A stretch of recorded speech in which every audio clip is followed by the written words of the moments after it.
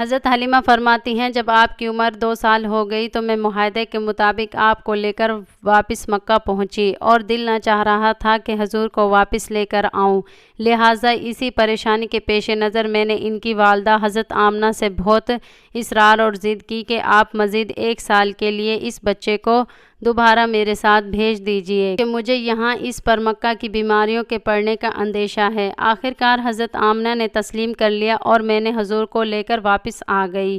سیرت ابن حشام میں ہے کہ حضرت حلیمہ فرماتی ہیں خدا کی قسم مجھے حضور اکرم صلی اللہ علیہ وآلہ وسلم کو لائے ابھی چند ماہ ہی کا عرصہ گزرا تھا کہ ایک روز آپ اپنے رضاعی بھائی کے ساتھ ہماری بکریوں کے پیچھے گئے تھے۔ آپ کا بھائی یعنی میرا بیٹا دوڑا آیا اور کہنے لگا میرے بھائی یعنی محمد کو 2 آدمی سفید کپڑوں والوں نے اٹھا لیا ہے اور وہ لے گئے ہیں اور آپ کو لٹا کر سینہ بھی چاک کر دیا ہے۔ یہ سن کر ہمارے قدموں تلے سے زمین نکل گئی۔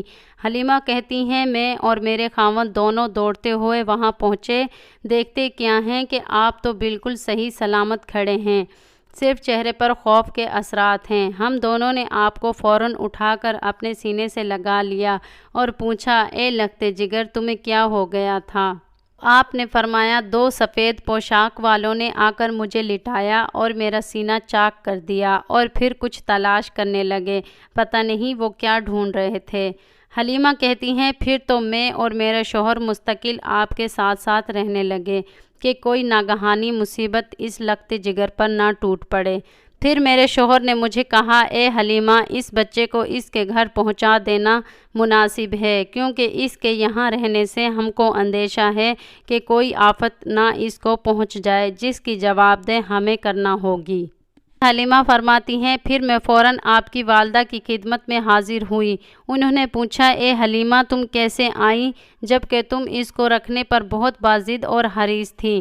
میں نے کہا ہاں یہ تو سچ ہے مگر اب میں اپنا حق ادا کر چکی ہوں اور اب مجھے زمانے کے خود آسات سے اندیشہ ہے، چنانچہ میں آپ کے بچے کو صحیح سالم آپ کے سپرد کرتی ہوں جیسا کہ آپ چاہتی تھیں۔ حضرت آمنہ نے فرمایا سچ سچ کہو حقیقت کیا ہے؟ حضرت حلیمہ فرماتی ہیں کہ حضرت آمنہ اس قدر باضد ہوئیں کہ آخرکار مجھے ہتھیار ڈالنے پڑے اور پھر میں نے سارا ماجرا سنا ڈالا۔ پر حضرت آمنہ نے پوچھا کیا تم کو اس پر شیطانوں کا ڈر ہے؟ میں نے کہا ہاں۔